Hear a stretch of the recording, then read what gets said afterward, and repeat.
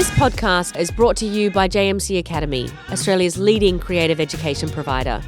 With degrees in film, acting, entertainment management, design, music, audio engineering, animation, and game design, JMC has a course for every type of creative. Search JMC Academy to learn more. Hello and welcome to the Variety Australia podcast. I'm your host, Poppy Reid. And for today's episode, we're here at JMC Academy in Sydney with two actors who have become huge pride points for Australia. The TV show that they star in, Heartbreak, cracked the list of most watched programs in Netflix here in Australia, plus in the Netherlands and in Serbia, and that was just season 1. Season 2 is the number 1 show in Australia and New Zealand, the third most watched show in South Africa, Kenya, and Estonia, Latvia, and Lithuania, and it's top 10 in 50 countries. There are many reasons why it's so popular among a diverse audience, least of which, in my opinion, is the bold writing and the even more daring dialogue that has as many shocking and funny scenes as there are heartwarming ones. I did cry at the final episode of season 1. And I know that the goal of going into Heartbreak High was to be provocative and to accurately capture youth like the original in the 90s did. But I really do believe that it's thanks to the cast, including the two incredible actors that we have here with us today, that has made it a seminal cultural moment. I'm so excited to welcome Aisha Madon and Thomas Weatherall onto the Variety Podcast. Thanks for having us.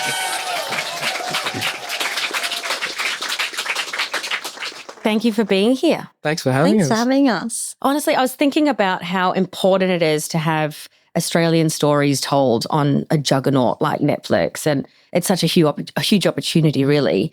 And I wondered at what point in the show, whether that's prior to it being released or during the filming or at some point after it kind of permeated culture, did you realise that you guys were onto something? I think with any project that you're part of, it can be very difficult to perceive. And I think when we started the show, we had been told it was the first Netflix scripted series. So that was, Australian scripted series. So that was really exciting and new. And I think in that we kind of hoped that it would be maybe something quite revolutionary because of the creatives that were involved. They were all quite young. And I think what was so special about that first season is that they took a chance on like a lot of really like first time creatives, including the actors. Like for me, it was like my first thing, like I was learning to act on screen in season 1. Well, yeah, you'd only done theatre before that with Fangirls, right? Yeah. I'd only really done theatre and like day player things. And it was the same with like some of the writing team and some of the like producing team, and like there were a lot of first timers. So I think there was a lot at stake for all of us in terms of like proving ourselves. And I think that brought a very specific type of magic to the project. But other than that, in terms of like reception, at least for me, I kind of didn't expect anything. I just was like happy to be there. I think from the moment when I signed on and got sent the first few scripts, it was clear straight away kind of the potential that the show had. And that's what was exciting to join it and kind of, for me personally, to play Malachi and to be a part of that. But I think it's a bit of the case of when you make anything, you hope it's going to be good, and you get a vibe of what kind of reception it might have and what the demographic's going to be and that sort of stuff. But particularly for this show, I knew there was going to be an audience for it, and I thought in that audience it's going to do well. Like I felt that we had made something really good by the end of first season, but you just can't be prepared for it to kind of take off the way it did. And then for second season to kind of arguably do as well, if not better than the first season. Well, was definitely better. You look at the stats, yeah. On paper as well. So I don't know. It's pretty baffling to see it, but because you know that the show's, you feel at least that the show's good, but you can just never gauge, I think the zeitgeist and everything changes really rapidly right now. So I definitely had a bit of concern at the end of second season, whether or not it was going to do the same thing again or anything like that. So yeah. Could you feel that the show was good? I can never feel. In first, like in general, in both seasons, or? Yeah. I remember at the end of first season, like I mean, I'm still just a very self-critical actor at the end of the day. So like, I wasn't sitting there going, we've set the world on fire, but I knew that we had something very special. And I think it was a show that Australia hadn't had for quite a while as well. So if nothing else, if it wasn't going to, again, kind of go on to win all these awards and top charts or do anything crazy like that, I went, this is going to be something we can all be proud of. And like we've said, something important here. But that's the thing. You never know if an audience is actually going to connect to it. And I think you could almost think, well, it's definitely going to connect to an Australian audience because it's so representative of so many Australians. But then to have it connect in like Serbia and Latvia and Lithuania and stuff, you're just like, that to me is phenomenal. That is a huge achievement. Yeah. Yeah. But I think because we've got so many JMC students in the room, I think what would be interesting is to have you talk about what led you here. Like, what were the things, those kind of signpost moments that you can look back and go, that led me to this step and then that got me this step. So I guess starting with you, so obviously Fangirls and theatre really did help, but what else got you to landing that role in Heartbreak High? Well, you know what? I actually really love this question because after high school, I didn't really know what I wanted to do. And I think I went to a performing arts school and everyone at my school was auditioning for music theatre school. And I was like, I don't know what to do. And my parents want me to study and I wanted to be a musician and I didn't know how to pursue that. Like, I feel like when you're on the outside of the music industry, it can be like this very hard mountain to climb, like super nebulous. So I was like, okay, I'm going to go audition for music theatre school. And I randomly got in and then I went. And the whole time I was in music theatre, I was in drama school. I was like, I don't want to be here. I just want to be producing. I just want to be making music. Like, I didn't know. I felt like I was so obsessive over getting every single step right that I couldn't enjoy my entirety of my drama school. But as it turns out, like, it did pay off. Like, I wouldn't have had an agent if I wouldn't have studied and also done acting and also done that, which has like exponentially helped me with music. So I guess what I kind of want you guys to take from that is like not to overthink every step so much. And if this is going to directly benefit my career or whatever. So that kind of was. And it's also okay not to know or it's okay to take a step that you don't think is going to lead to your final goal. 100%. Or even know what your final goal is going to be. I literally could never have predicted I was going to be an actor. Like, that was very random, but sometimes you'll just like land in another pocket that is equally as awesome and you enjoy as much. So what about you, Thomas? Very similar. I was a dancer growing up. I read that you've been dancing since the age of 6. Yeah, my older sister's a dancer and I used to just get dragged along to her classes. So I ended up joining in. But from the age of 6, it was like 40 hours plus dancing training a week and right up until I finished high school. And that was the be all and end all. I wanted to be a contemporary dancer, didn't want to do anything else. And because of that, I then got chucked into the school musicals because I could dance and they were like, we need one boy who can dance, basically. And I was dreadful at singing, but they'd give me all the roles because I was the only boy who was kind of up for it. And that's kind of the first time I got interested in acting, was like year 11, sort of year 10, 11. And then I was really interested in writing and directing. I sort of got interested in that towards the end of high school. And then I fell into acting purely by chance, had no desire to do it, like didn't really care about it in the slightest. And I got sent for an open casting for an ABC show. And I was in my final year of year 12. And the timing was that I'd be put in a house in Byron Bay to shoot this ABC show over QCS, which is like Queensland's ATAR. So I went, I get a month off school if I get this job. It's sorted. And I went for it. And I remember I got sent the self-tape audition and it was 2 scenes for a self-tape. I didn't know what a self-tape was. And I thought that those 2 scenes, I was auditioning to do 2 scenes in a TV show. Wait, what's a self-tape? So that's like an audition that you send from home. So you film yourself rather than doing an in-person audition, you send it off to the casting agent and you'll get sent sides. You'll get sent 2 scenes, maybe however much. And you don't get sent the episode, particularly if you're a 17-year-old from the Gold Coast without an agent, like, you know. And I thought I was auditioning for 2 scenes and I did a whole callback process and everything like that. And I remember when I got the role, I had been auditioning for one of the leads and had no idea. And so then I got sent off and did this show, and just instantly I remember calling mum and I just went, I'm not dancing anymore, I'm doing this. I'm and the star of the show. I spent So my true. entire life doing it. And I quit dancing on the spot, and just the director told me to go to drama school. So I did. And it just sort of like, after one day, I just went, I want to do this. And I always enjoyed, theatre, and I had a real love of film and things like that. But I very quickly, off the back of that, I signed with my agent, and just the people that I met, they really just kind of shaped my career into what it is. And I went to drama school, and I got my first job through that, and I dropped out of drama school, and like it was just constantly meeting different people and actors and producers and casting agents along the way that, yeah, really, if I hadn't done that one role, I'd probably be a dancer somewhere or doing something completely different. It's sort of, for me, it was just all chance and those people kind of shaping the direction that it took. I kind of love that, because it kind of says, take a risk, do something different, because you don't know where you might end up. If you do something that feels a bit left of center for you,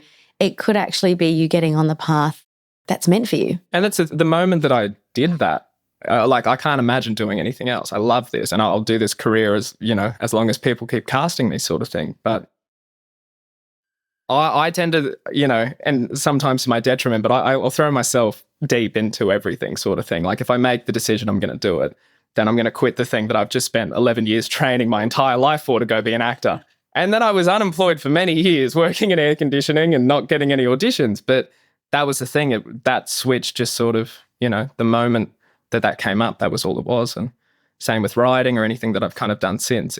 I think it was clearly always in there, that kind of passion or the drive for that. But, it's always just that kind of one significant event, I think, that shifts it. And I want to get into your playwriting and your writing soon, but I also want to know that moment when you were told that you were being cast in Heartbreak High. Do you remember anything about that moment, where you were, what you thought at the time? I remember everything about that, because we'd been auditioning for months, and I was so on edge by this point. I feel like the hardest thing is when you get so far with it's fine when you don't get a callback, but when you are doing callbacks for months and then you don't get it, it's like soul crushing. So I was just so keyed up. I was touring with this musical called Fangirls, as you mentioned, and we were just doing chem reads every other day. And this came out of the blue. We were at 5-minute call for the show. And I was in this fucking heinous leotard, stretching, like ready for the show. And then I get a call from an unknown number, and I pick it up on speaker because my phone was broken, so I couldn't use it off speaker. And then the whole dressing room hears, and it's like, and my agent is like, but don't tell anyone. And I'm like, yeah, that's fine, Sue, don't worry about it. And I just like my James, who is cast as Darren, we were both in this show together, and we just run to the change rooms and just like are screaming and like crying. And I will never, and that night, oh my gosh, I shouldn't share this, but I'm going to share it. But like, I love this. Oh, that night we were in Canberra, and I just like sat in my shower, and I just was sobbing for like literally 15 minutes. And I'm not really a crier. And I think I'd hit a point just before that where I was like, I'm not auditioning anymore. Like I feel like I'd done like over 100 or more auditions where I just wasn't getting callbacks. I wasn't getting like, I was literally at the brink. It sounds so stupid because I was like 22, 23 at this time, but like, it felt like a fucking lifetime of trying to make this thing work. And like in drama school, I was like not the favorite in drama. I was like the worst of the pack in drama school. So my like self-confidence was through the floor. So to have this thing just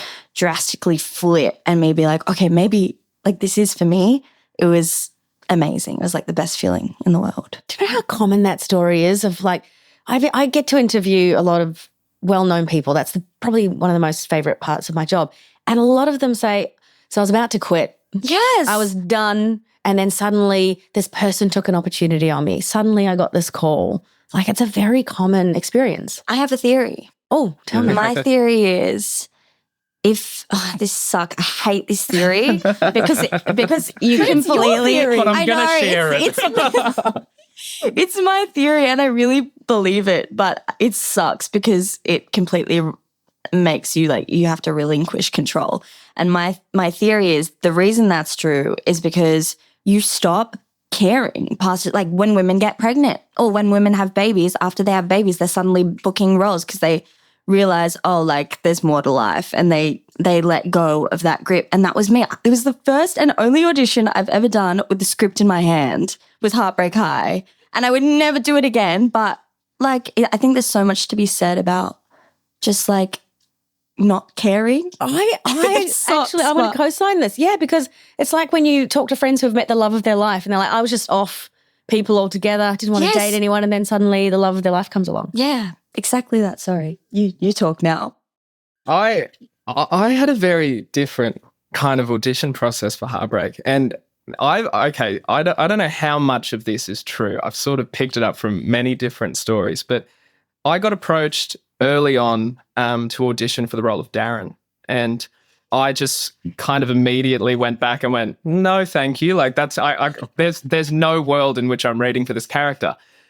Non-binary, cisgender, I just went, there's like, no. Anyway, but I then found out later what they were doing is they were basically using that as an A-B scene. And so basically all the boys who went up for this show auditioned for that character, and then they kind of found which character they might be right for. I didn't realize that. So I just said no and just went, if there's another role, like I'd love to be considered for this, but no, like I'm not going to do it anyway. So then I didn't get seen for anything in the show. And as far as I'm aware, I'm the last. I was cast pretty last minute, and they were pretty much ready to sign off, and an actor was in the wing sort of thing to play Malachi. And one of the writers saw me in another show I had done and kind of went to the room and went, why haven't we auditioned him? And the rumor is that they were like, oh, he doesn't want to be a part of the show. Like he said no. And so anyway, I got the audition through, and it was a similar thing where I just went, it's a Netflix show. Like they want it in by tomorrow sort of thing. I'm not going to get it. I'll just do it. And so I did it, and my partner read with me, and she's done all my auditions as my self-tape as a reader and stuff. And I remember finishing it. And I don't really relate to Malachi, like we're very different people. And I just sort of looked at her, I was like, I think I've got this job. And she went, yeah, I think you do. Anyway, and then sent it off. A couple of days later, they go, can you do a chemistry read with Aisha and Bryn, who play Spider? And I did that. And I didn't know that it was going to be you or Bryn that day. And I'd never met, I've known of Aisha for quite a while. I saw her in Fangirls, and we got this award a few years ago at the same time. I forgot about but that. We never met or anything like that. What award was that? It was like for the Casting Guild of Australia, like new coming actor sort of thing. But I remember when Aisha popped up on the Zoom, I went, I've got the job. Because I just sort of went, I was like, I think her and I think that's going to work. And then when Bryn and I started doing the tape, again, the chemistry, we were just kind of firing off at each other. I went, okay. And I was doing it at my partner's brother's house in a bedroom, and I closed the Zoom and I walked out, and everyone was kind of anxious, and I went, yeah, I think I've got this. And an hour later, I got the call. You got the call an hour later? I got the call an hour later, and we started shooting a month later. I was super last minute, like everyone else was. And so that's the thing, I just went, I think I'm packing up and going to Sydney in a couple of weeks. And I'd never had that experience as an actor. Like I wasn't sitting, I very rarely finish an audition and go, I think I got this. Like that's not the case. But it was that thing where it felt very different to me, but there was something about it. And I think, if Aisha or Bryn aren't in that role, I probably don't get Malik. No, but like truly, it was just immediately like a dozen other actors could play this role. Like it's just the fact that immediately I went, oh, this is going to work, these two relationships. And so, yeah, it was really last minute. And then I think I was in Sydney 3 weeks later for pre-production, and it just sort of happened. And I felt terrible because I was talking to all the other actors like, I've been on hold for 6 months and stressed, but I was kind of hoping to do another job at the time, and that fell through. And I got the call that job fell through, and the next day I got the audition for Heartbreak. That's crazy. Is that why you never watched the first iteration of Heartbreak High? You never went back and... Yeah. There's just no time, really. No, there was no time. Yeah. But no, it was funny. I knew about the show because actually one of the lecturers at my drama school played a teacher in the original. And so she was a part of it for several years. And so I knew about it because of that. But I don't know, because it was sort of last minute, and I knew how important the original was to a lot of people. And for me, I just sort of went, if I go back and fall in love with that show, I'm going to try and recreate that. And because I did, I felt at least like I had very little time to prep this character. And, you know, it does feel like quite a departure from me and sort of my natural disposition. I sort of went, I can't have any excess noise. And I just had to do that. And I remember, I think the weekend before we did our first day, I went, fuck it, I'm going to watch it. And I put on the first episode, and I think I got up to where they start a rap battle, and I just went, I'm out. I timed out. You felt it was a bit cringe. It's like the second episode, and I just went, no, this isn't for me. And I'm sure it's a great show, but I couldn't have that kind of expectation, I suppose. It's so quintessential Australian teen now, right now. There's so many fun lines in it. I want to know what your favourite bit of dialogue is. My favourite from season 2 is when your character, Anne-Marie, says, "Shove it up your ass, Zoe, or is that closed for business too?" I love that line. Yeah, our writers are so funny. Like I have this image of our writers just in the room, like trying to make each other laugh. Like they're like, what is the wildest, most inappropriate thing we could say in this moment? I was really lucky. I got to spend a day in the writer's room for season 2, and just while they were in the brainstorming phase, they knew I wanted to do writing, and Hannah Carroll Chapman, who is our creator and head writer, she's one of the first people that read my play, and kind of, if she didn't give me the encouragement she gave me early on, I would never have sort of done it. And she's been really supportive in everything in that regard. And so they let me come in for a day, and it was literally exactly that. Tom Wilson-White, one of the other writers, he just can rattle off about 12 of the gnarliest insults and one-liners, and he's the nicest guy, but so like weirdly particular to each character. Like they're a pretty insane bunch. But I really like from season 1, I think it's in the first ep, Spider says, "None your biz, bong water." That's and I've caught myself saying that a lot to like housemates and stuff in the past. I just think that's a funny one, but I don't know. My favorite line, this might be a spoiler, but I'm not going to give context for it. If you haven't watched all of it yet, I mean, it's your own fault. I'm not going to give context for this line. If you know, you know. But it's when, the line escapes me now. Lil Feat's album just dropped. Oh, yeah. That's my favorite That's a line. good one. Actually, that doesn't give away anything. Yeah, that's pretty good. Because it's such a sad... What I love about our writing team is that they make the like most heavy subjects funny, which I think is so, I don't know, reflective of real life. And at least for me, like the way I deal with stuff like that, I feel like it adds this element of just like extreme raw humanity into like the heavy things, rather than just being like a melodrama thing. There's always like a lightness to it. And I just thought that line was like the perfect way to end that saga for Anne-Marie. It's such a Australian thing too. They call it gallows humour, of like when you're in a really terrible situation, just finding the light side in it. And I think that that's so much of what Heartbreak High does. And I was thinking about how the Aussie teenage personality is so different to, say, the British teenage personality or the American teenage personality. I loved the show Euphoria. I was like, this is an amazing show, but it's very quintessential America. So I guess the question is, what do you think the difference is between Aussie teens and American and British teens? What is our thing that we do so differently? I think that is kind of the main thing, is that we do tend to find humour where we shouldn't. It's also like, I think it's a natural thing, but it is also like, it's just a coping mechanism. And I think it's a pretty natural like defense mechanism. And even that line, Little Feat's album just dropped. I think they used the first take in the edit, and I'm beside Aisha in that shot.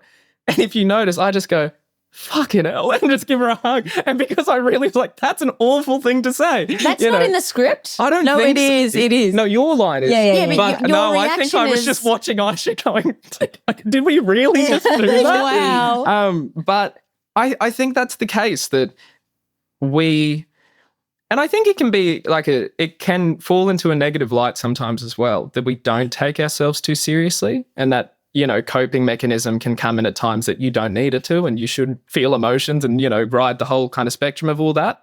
Whereas I think our natural disposition, is that very stereotypical she'll be right sort of attitude and just, move on with it.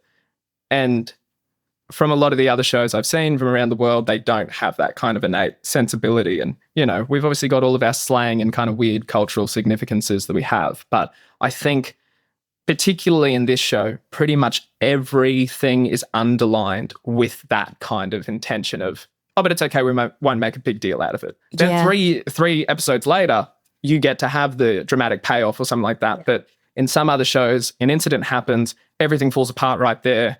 Each episode is jam-packed with, the biggest life-changing event. Whereas, Heartbreak High kind of drops these seeds throughout and then, you don't come back to it till season 2 maybe. And it is something that we deflect with humour or with kind of other distractions. That's such a great observation. I really love that. And I also had a little bit of a laugh when I was thinking about how Heartbreak High has been translated in all these countries. And someone's had to translate Eshe in Serbia. How wild is that to think of all of those things like that going into living rooms of... Well, I found out that, I don't know where it was, but it's somewhere in, I think, South America. We have a very big South American fan base who ask us to come to Brazil every day. But they don't use the C word in the, in the translation. And so I made an Instagram post. I thought that was universal. I thought it was too. In my vocabulary it is. And then... yeah, I suddenly had all these people reaching out to me going, what is this word? What does it mean? And apparently, it's quite, I don't want to spoil anything, but it's there's a very big moment where that word's used and things like that. And apparently it's translated overseas, so the line's completely different. And there was one, and apparently, I don't even want to say it because it sounds more vulgar, but it's apparently someone was literally it was goodbye pussycat. And I went, wait, what? I started getting all these DMs about that. I was like, did I say that in the show? But yeah, apparently. Maybe that's what we need to say now. Horrid. It's not nice. C word's way better. C word's fine. Goodbye, pussycat. We'll reshoot that one. Yeah. To go kind of the other end of the spectrum, those intimate moments that are created, especially there are a lot of physically intimate moments that are created in Heartbreak High. And I know that there's an intimacy coordinator. That's someone that you work with. And I think on a show like this, it's so needed, especially when you're dealing with young people and speaking to a young audience as well. But I think for people that aren't across, and for me too, what an intimacy coordinator does and how that worked with Heartbreak High, how does that play out? How is an intimacy coordinator involved in the show? I guess an intimacy coordinator is quite integral with the intimate scenes because it ensures that everything is choreographed and nothing is out of pocket per se throughout the scene, and just making sure that both the actors are comfortable with everything going on. We go through it really I feel at the beginning of season 1 we had check-ins where we had to I had to put my hand on Thomas's chest and just making sure everyone's comfortable with touch and comfortable with everything going down, and that everyone is on the same page as to what is happening in that moment, where the hands are, how far we're going, how long the kiss is, that sort of thing. I feel so fascinating because it's completely choreographed. It comes back to the chemistry that you were talking about as well. You have this chemistry anyway, so there's going to feel this organic feel between the two actors anyway. But to know that everything from a hand moving to a certain body part is choreographed, that's fascinating. It's so great. Yeah, it's That's your preference? I think 100% because I feel it's so important. I feel it's crucial because otherwise, we have situations I feel we've all heard that we don't want to repeat. And I feel it creates this really odd, blurred line between what is okay and what is not okay and what's real life and what's not real life. And I think it is integral to have, we have to have intimacy coordinators. I don't know how it's just become a thing, but. And even stepping away from obviously the very negative spectrum of that side of things, it's also just I feel very fortunate that I'm mates with Aisha and everyone in the show that I've had to have those kind of scenes with. And, there is a natural chemistry there, but sometimes you have to do that with an actor that you're not close with, that you meet on the day. And, that can be a very awkward thing.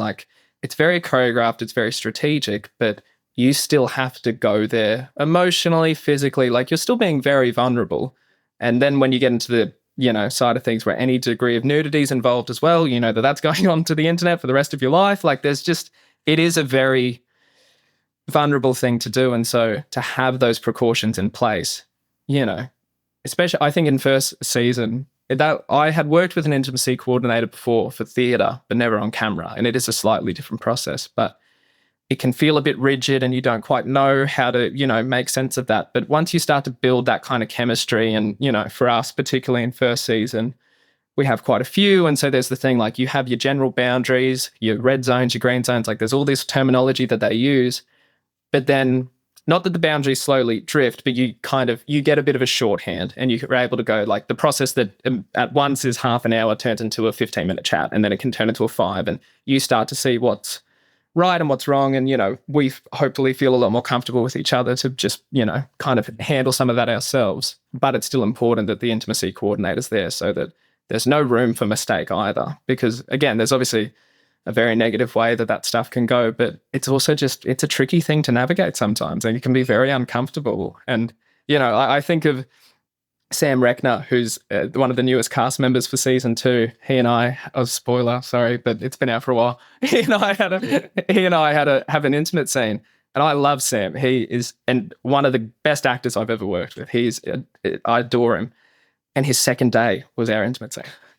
Second day on a TV show. And it just was, that's the thing where, and again, I felt completely comfortable with him and he with I hope. Like there wasn't anything like that, but it was just suddenly we've literally met 2 days later. We're going to do this massive scene that kind of, changed the trajectory of both of our characters. So that's the thing where if you don't have someone there to facilitate that, obviously just in a purely physical sense, but also it changes the entire journey of your character emotionally, depending on how that looks on camera too. So yeah, true. It's so good to get an insight into that. We published this article on Variety this week. It was an interview that Anne Hathaway did, and she talked about how in the early 2000s, to gain chemistry with her co-star, they brought in 10 guys that she had to make out with.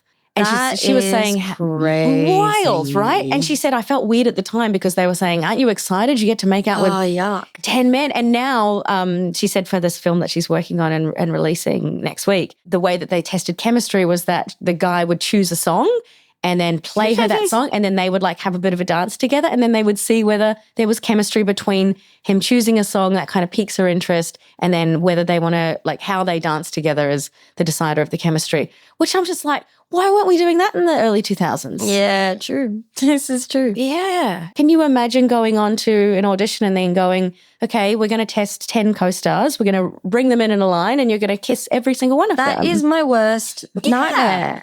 That is my literal worst nightmare. Yeah, especially women. We need to like get to know you first. I know. Jesus. I know. So, Thomas, I want to talk to you about your playwriting and everything because, well, I mean, first you won the ACTA for Best Supporting Actor in a Drama for Heartbreak High in 2022. Congratulations. Huge. And you didn't even prepare a speech, but your speech was great.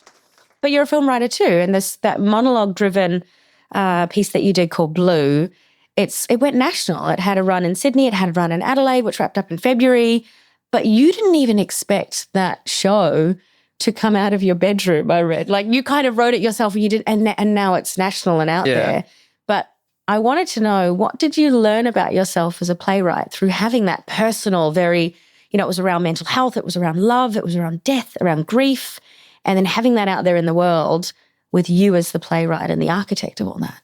Yeah, I sort of, in the first week of runs, I really had the moment of asking why the fuck I did that to myself. But I started writing it back in 2019, and I keep my personal and professional life quite separate, but through Blue and other things that I kind of create myself, I sort of, that's the vehicle I choose to express that sort of stuff. And my mental health is something I've battled a lot with, but again, don't talk too much about. But I was just in a really bad place, and it was sort of the first time it had gotten that serious. And I was living at home for the first time, and I had, an amazing family, friends, partner, but it was just, this different time, and we're not able to articulate things for the first time. And I started writing this play, and I got my first big job that year. So I was going to be living in Broken Hill for 3 months.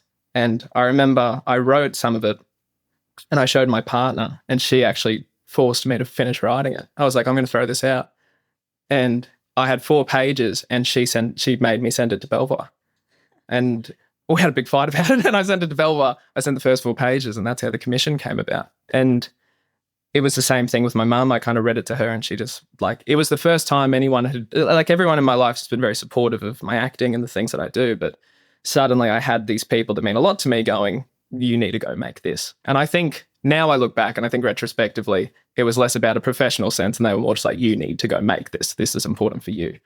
But it wasn't until kind of doing the play, I sort of, at the first preview, I remember just going, is anyone actually going to relate to this? Like, this is just kind of all my biggest fears, insecurities, whatever, shat out onto a piece of paper. Like, I don't know if it has any value. And anyway, it's sort of, the conversations that came out of that were very special. And I think, because I did come into this kind of career a bit late, and this kind of art and passion for all of this stuff, it felt like a very selfish sort of endeavor. And, you live away on your own for 3 months, and it's your life for a short period of time, then you're unemployed for a long time. And then it's kind of a very weird dynamic, and you've got to lock yourself away to prepare or whatever it might be. And that was sort of the way that I was able to still kind of keep in touch with, I don't know, my real life in a way, and sort of bring the things that I cared about and value into my work. And so I don't know if I answered your question, well, actually. I wonder, no, that was brilliant. But I wonder if, has it made you think, okay, I will go personal and I will go deep with my next writing project? Yeah, I think it's a bit of an affliction, unfortunately. I don't think I can write anything that isn't, which I like, but it also, again, I sit there writing going, why am I doing this to myself? But I don't think I'll be a, gun for hire writer anytime soon, sort of writing episodes on things that I don't really have anything to say about. I like the fact that I can go and be an actor and take on a role that I have no lived experience of, and can try these new experiences and, explore that. But for me, writing and creating my own work, that's a real investigation of my own life and the things I want to talk about and kind of make work about. So it's a deeply personal process. And that's the thing. Like, I never would have sent Blue to a theatre company had I not been told to, essentially. It was just, I was going to write that for myself, maybe do it independently, pay my rent for 4 weeks. Like, that was the gig. And so it's the same, right now I've kind of finished my next play and writing a few other projects right now. And that's the thing. I still need that kind of encouragement from, my literary team and friends and loved ones that can kind of make me share it with the world. But you've written another play? Yeah. What's it about? I can't say. Oh, it's going to be the same chat that we have about your debut EP, isn't it, Aisha? You can't talk about it? Well, yeah, we can talk about the fact that you also have a very deeply personal project, which is your music. And I was thinking a lot about this, about how you released your debut single, Eulogy, like at the height of Heartbreak high season. Like, yeah, it was like a few weeks ago, right? Yeah. 3 weeks ago. Yeah. And so you've got this immediate fan base in one way. And I was thinking about the polarity of this. Like, on one hand, you've got this immediate fan base so excited about anything you're doing. And then on the other hand, the context that they have about you as an artist is very different because they've latched on to Amory. So how are you, like, what are you trying to teach this fan base about Aisha, the artist? Well, look, to be honest, it's, you're so right. It is like, yeah, we do have this fan base, but they're there for a very specific thing that is not my music. So I guess it's been vulnerable, like, because like Tom, like, all my writing is quite personal, I would say, and so it's been an interesting process, like injecting that into the Heartbreak High fan base. But just the fact that I am a musician is like such, you wouldn't expect it, but it takes a lot to kind of convert an audience and educate them about other elements of your creative pursuits when they're there for one very specific thing. So like me and my gorgeous manager Chloe have been like working for the last, year and a bit trying to, like, sounds like dirty putting it this way, but I guess kind of reroute the narrative that I'm not just like Amory from Heartbreak High. I do music too. Here, please. So that is a uphill battle. I think people just expect it to be like, oh, you got a Heartbreak High audience and then release music and everyone's going to love it. It's really not that. Like, there's the amount of work that goes into educating people about the other side of things is like a lot. And the physical work too, because I heard that you created your own studio at your grandma's house. Yeah, I did. Like DIY'd it? How? I What is did. this? So my grandma's garage is like full of just full of shit because I've got like, if anyone has divorced parents, you know, like packing up the old house, you've got like so much shit that no one knows where it goes. So the garage is full of that. And so the acoustics are amazing because everything is just like sucked into all the stuff in the room. So apart from that tin door, I added some like bass traps in the corner, and I got my little mic. I actually recorded my first single there. Did you put a sock on the mic? Because I've seen a lot of videos with a sock on the mic. Yeah, I use everyone thinks the sock is for decoration, but it's just a really makeshift pop filter. But no, I don't record with a sock on the mic. Usually when I'm recording, I have a pop filter, but that's hilarious if I did. Yeah, so I just do all my writing in there, take all my meetings in there. Everyone's like, what the fuck is the background? Because it's so cluttered. But yeah, I just love it in there. I'm like weird, like you wouldn't expect it, but I'm an introvert, as Tom probably knows. And so it's just nice to have a little cave that no one can disturb me. I'm just doing my thing, vibing, writing music, producing, kind of. I love this lyric that you have on Eulogy where you say, intrusive thoughts so fucked I wouldn't get parole. I feel like everyone in this room can identify with having intrusive thoughts. What's today's intrusive thought, Aisha? Oh, God. Be careful, Aisha. Don't be careful. I want to hear I it. only just learned that I have OCD, and I didn't realize that I thought everyone, like, I'm not going to voice it, but I get some really fucking disturbing thoughts sometimes. How do we get here? How do we get here? Okay. You said it in your song. That's how we Yeah, I don't expect people to dissect it. Just vibe. But yeah, I get a lot of weird shit popping up that I probably shouldn't say in front of people. But we can all relate. I thank you for putting that in the song. I felt seen. Yeah. I always think of horrible things I can do in a situation and be like, oh, lucky we won't do that. Yeah. I mean, like, I kind of thought everyone has it, but I think it's an OCD thing. Oh, maybe I have OCD. Yeah. Thomas, do you have intrusive thoughts? And what are they? Next question. I do have to say that I remember we had dinner straight up, like very soon after your OCD diagnosis, and you were telling me all about it when we got pasta. Oh, right. And yeah, and hearing some of those intrusive thoughts, it's very fun. But maybe So not it's for the just record. us. Awesome. You're fucked. I get they're funny, but I do, but I'm not going to voice any of them. Yeah. Well, you've both revealed that you're introverts, and you've both talked publicly about struggling with mental health in the past. So thank you for doing that. But I think it's also a very common thing to go through as well. And I think what would be so generous for a lot of the people in this room is to talk about how you get through hard moments and what, if you have any systems, processes, or strategies that help with your mental health.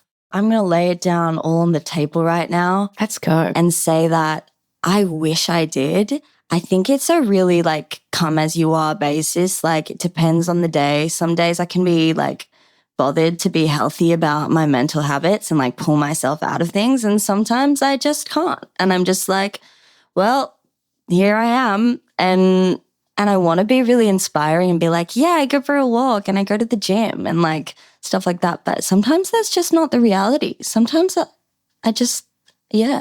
Thank you for being so honest and unfiltered, because I know I have those days. Yeah. Like, I know all the things I need to do. Yes. But fuck them. Yes, exactly. Or you just like can't bring yourself to do it. Yeah. Yeah. But when you do go for a walk and when you do go to the gym, does it help?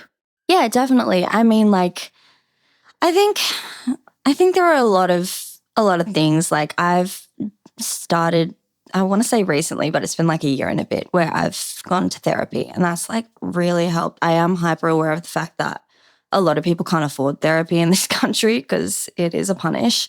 But therapy has been really big for me in terms of like identifying my mental habits and like understanding myself and even just being aware of what's happening, not just like suffering and then being like, I have no idea what's going on. This is my fault. Like in terms of being like, oh, this has popped up for me before. Okay, that's what that is. Even if I can't do anything about it, I know it's going to pass. I know what that is. So that's been really useful. Yeah, for labeling me. it. Yes, Yeah. labeling it has been really useful. Similarly, yeah, therapy is a good one if you can do it. But I don't know. I mean, I feel like I'm in a similar boat where I don't feel super well equipped to pass on any groundbreaking knowledge. But I feel like it's funny, and we spoke about this one night recently, where I feel like I've sort of made sense of my life and my mental health and sort of everything that comes with it in the past 2 months. Honestly, like up until then, I was a bit of a mess, to be honest. And like, I'm not anymore, but it's, like, I don't know. I think everyone kind of hits an age or they hit a point in their life or whatever it might be that sort of wakes you up and kind of allows you to be a bit more objective to that sort of thing. And I had finished doing a really intense shoot. That was an amazing experience, but sort of the way that I kind of prepared for that and a few things in my personal life and all sorts of things. And it all kind of accumulated to me needing to take that step back and sort of objectively go, what do you need to do here to get out of this and to actually, come out on top and okay. And, for me, that's writing. My creative outlets, it's odd that I've turned them into my career. They're not just hobbies and kind of coping mechanisms anymore, but the only thing, and I feel, again, anyone who knows me will be like, shut up, Tom, because the fact that I'm saying this of all people is probably a bit rich. But again, I probably only came to this in the past 2 months, but it's like, you just need to be nicer to yourself. Like, I've been very fortunate in this career. It's kind of fallen pretty perfectly for me, but I care a lot about it. I work very hard for it and it, keeps me up at night and it's all that stuff. But I think you don't get to do anything good, of value, worthwhile in your life unless you're being kind to yourself first. And you can't, you can be nice to other people, you can be that person, but it all comes from, I believe at least, and maybe it's a fatalistic sort of point of view, but I think it all comes from a false sense of self if you're doing that and you're not practicing that in yourself. And I've honestly only started doing that off the back of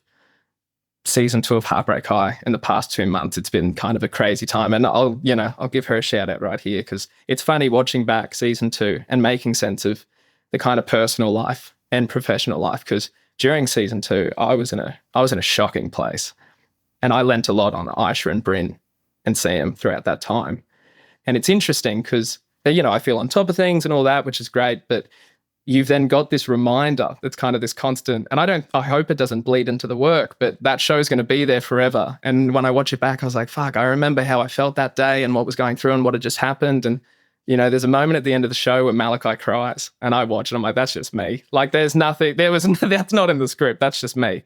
And it's sort of, it's this odd thing of having to make sense of dealing with both. And I think when you do a creative pursuit, it can exacerbate things and it can kind of force you to go internal and really investigate that stuff. But, that's part of the beauty of creative outlets as well, is that you get to do that. Because I think a lot of people who don't have that sort of, disposition and kind of interest don't really investigate themselves that much. That's kind of the best part of this, I think. But yeah, be nicer to yourself if you can.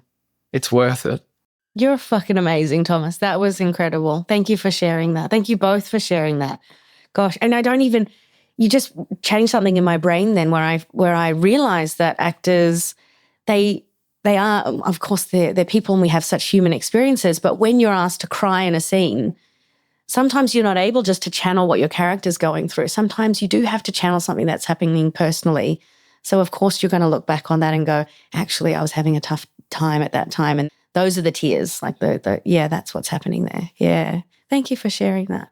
We actually have time for 3 questions. Does anyone have a question? My name is Poppy. Oh, hey. Great Poppy name. squared. Yeah, Sorry. Poppy squared. And I am studying acting here and I'm in my 2nd and final year. Congrats. And my question to you guys is the little experience I've had on set and on stage, sometimes I find it really hard to make that connection of, okay, I've got this role and I'm doing this role, but now I really have to live up to that expectation. And my question is how do you finish a day of shooting and have that gratification of that was good? Like, how do you balance that critic of, yeah, Mate. You picked the wrong people. After every single, oh my gosh, I remember season 1, after every scene I did, I'd go up to Tom and I'd be like, that was so bad. It was so shit. I don't know what I'm doing. Like, I truly, like, I know not every actor is like this, but I feel like, I don't want to put words in your mouth, but I feel like me and Tom are never happy with our work. We were living in the same hotel in first season, and we'd often just be in the elevator on the way up, just looking at each other, just like, what the fuck did we just do? Yeah, and then you just have to live with the shame. And it's just like, it's like, okay, it's there now, it's down. The world's going to see it, it's fine. But I think the thing is, like, I've definitely gotten better at it where, like, I'm personally a self-critical person. I think that comes with acting as well and with creative pursuits. But you do have to try and be as objective as you can. You do need to trust in the people you're working with. Like, and this feels kind of wanky to say, but it's like I do view television particularly and screen as a director's medium, a writer's medium.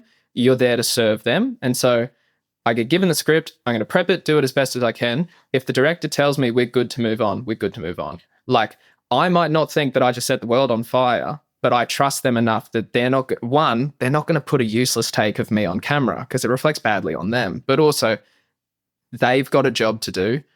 And whether or not you give a performance that you're completely stoked with, it's kind of not the point. Because if you've given a performance that serves the character, serves that scene, serves the 3 scenes later that it affects, you've done your job, you know? And I think the thing is that often you're always going to doubt yourself or you're always going to question that. But that's kind of all for me at least, that's what I hold on to. And after pretty much every take, if a director asks me, you happy to move on? I'm like, if you're happy, I'm happy. Yeah. That's all it is. Yeah. Thank you. It's really comforting to know that you guys who are successful actors feel that as well. Like, it's not just a acting student, you know. No. Yeah. And I feel kind of bad saying, but it probably won't go away. You know, like, and you can't be a perfectionist about it. Like, that's the other thing, is that you have to, like, just accept that it's going to be what it's going to be. Depends on the type of person you are, but, like, at least for me, there's always going to be something that you go, oh, but I could have done that. And that's just, it is what it is. You just got to let it be and then move on. And that is It's easier said than done as well. But if you're on set, if you're in the room in a theatre show, if you're at university for whatever it is, you're clearly good enough to be there. Yeah. You know what I mean? Like, you're in the room for a reason. Be kind to yourself.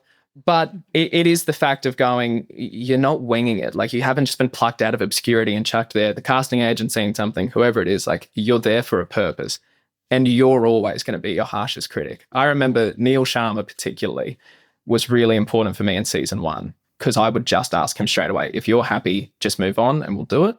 And he came up to me on my last day and he said, this is going to be a really good role for you. He's like, it feels stupid now, but I remember very clearly he said, you'll get nominated for this. And I told him to fuck off. What? And I love Neil. He's a good mate. But he said and I was really down on myself at his block particularly, just didn't feel like I did a good job. And he said to me, trust me, we're not going to move on if it's not right. And just, like, sure, cry about it when you get home, but, like, just trust me. And I did. And and honestly, across both seasons, that block of work is the one I'm happiest with now. Wow. And it was the one that I that. had the hardest time making, that I just really didn't feel I did a good job in. But you just have to try and, trust in the other creatives, I think. Yeah, and it'll help you in the process as well. Like, if you blindly and just have a little bit of delulu and are like, I am the shit, like, you can't walk into a scene being like, this is going to go badly. Like, you have to walk in and think you Fake are it the till you shit, make it. literally. Yeah. Because that's going to make all your work better as well. So Great advice. Thank you. Amazing. We have time for 2 more questions. Hi. Hi, I'm Riley. This is James. We are about to graduate next week. Oh, Hey, wow. congrats. So What the month is 26s. it? Yeah. It is May in next week. Yes. Congrats. Yes. So obviously we're coming into the industry, and especially we're both very theatre-based backgrounds. I know you guys started in theatre as well. So I guess we're wondering is, how do you find comfortability and ease when being in front of a camera and knowing that a camera is there, especially coming from a theatre background where you don't have that pressure, but now you've got the pressure of a performance and a camera as well. What are your processes for that? This is going to be a really annoying thing for me to say. You can't be in your head about it. And I think you can't be too self-critical. I think what the key thing for me from season 1 to season 2 was like getting out of my own way in terms of self-confidence. If you have a lot of self-confidence, what I was kind of just saying to Poppy is if you have all the self-confidence going into something, it means more than prep, in my opinion. I think feeling like you can do something is the thing that's going to get you out of your own head and be able to focus on the other actor and be able to focus on what is happening in the moment rather than second guessing yourself. So I think just overall as people, like working on your self-confidence is so important, at least for me. I think, and this is just my personal sort of opinion, preference of how I view them, but there is obviously a difference between acting on camera and acting on stage. But I also think too big a deal gets made out of it sometimes. Like, yeah, you need to hit the back of the room. Yeah, you need to be more intimate on camera. Like, sure. But I think I had a really interesting conversation with an actor, and he's almost so methodical that when he's on camera, he knows where the light's coming. He's going to tilt his head that much to do this. He's going to do this. And like he breaks it all down. And to an extent, the more that you work on screen, I think that becomes second nature. Like, if I feel like I'm not being lit on camera, I'm going to move so that I'm lit on camera. But I don't, my first point of call is not to go, I'm going to do this, because the camera's right there. I think character, performance, all that has to come first. And you kind of pick that up on the way. And I was lucky that I did my first professional screen job before my professional theatre job. And I sort of was just blissfully unaware of the camera. Like, I didn't really think about it. I was acting to the person across from me, and that was it. And sometimes on a film set, the person across from you is not a person, it's a light stand with a sticker on it because they're having their smoke break, you know. But that's the thing. It was like, I believe at least the job stays the same. And if you're that committed to that moment and doing that, again, the director's going to shape it. The lighting guy's going to make sure you're being seen. Like, you know, everything's going to happen in that sense. But I think because I was just so sort of uninterested in the camera and I wasn't trying to play for the camera, I think that's what becomes easier. And then once you build up that confidence on set, you know, I'll admit on Heartbreak particularly, I'll go, oh, they probably want the flirty look here, so I'll do that. I'll make sure that camera catches that. And like, okay, got to tense the jaw. Like, you know, there's things that you do the tricks. But yeah, I think if you get all of that stuff, I think personally comes later. And it's more important about just trying to maintain that kind of authenticity first. And because, yeah, I do think your director, both on stage and screen, will shape the rest of it for you to an extent. And there are like more technical things like Steadicam etiquette and like not crossing. Anyway, there are more technical things that would just come with like practice. And that is what it's going to be like. Like, as I said, I literally learnt to act for camera on season 1. And maybe your earlier work might not be your favorite work, but like, I think it's just practice. One last question.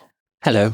Obviously in Heartbreak High, there's a lot of darker themes and there's a lot of very heavier sort of moments. How, as actors, do you go around those sort of like having to dig in to those moments or sort of like even coming out of that and sort of like cooling down after that? How do you manage those scenes as well as your mentality afterwards?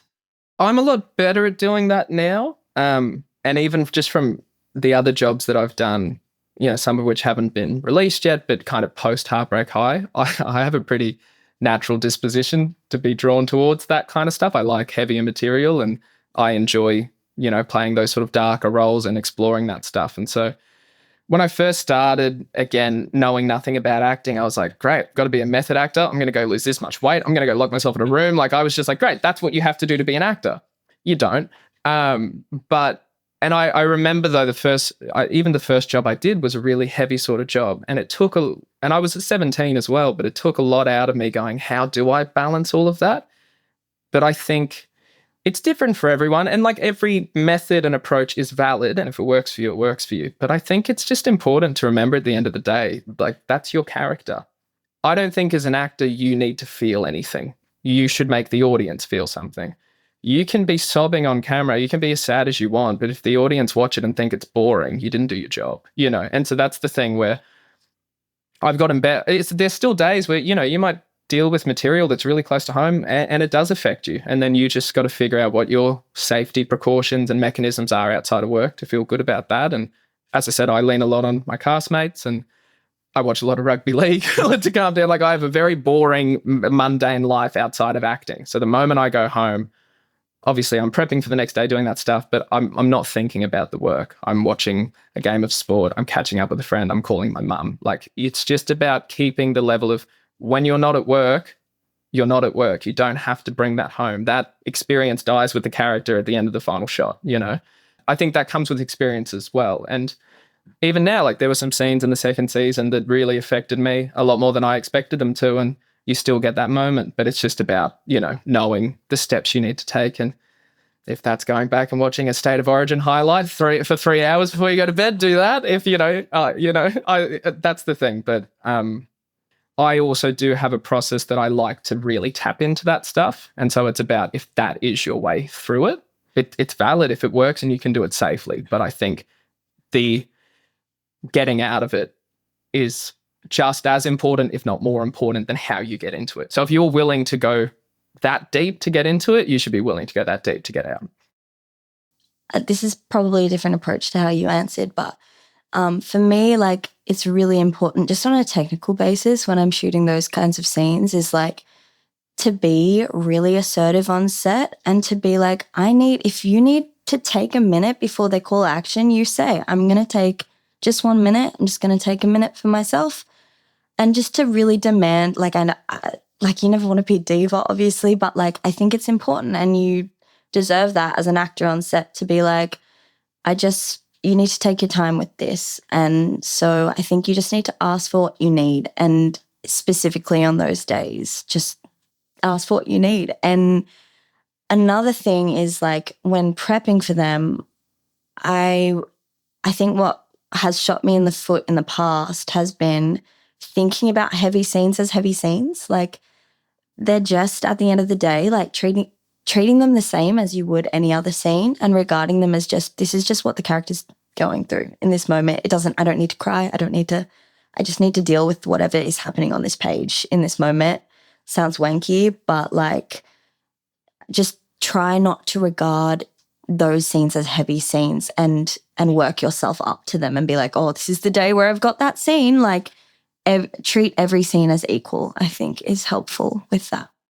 Incredible. I love that there's been such practical advice too. That's so helpful. We have been so fortunate to have you both here on the Variety Australia podcast. I'm so thankful. I'm also so excited for our Australian TV industry and film industry in general, just because of the kind of content that's going across and exporting from our shores, and the cast that's involved. Like, you two have extremely bright and decorated futures ahead, I'm sure. Everyone, please join me in thanking Aisha and Tom.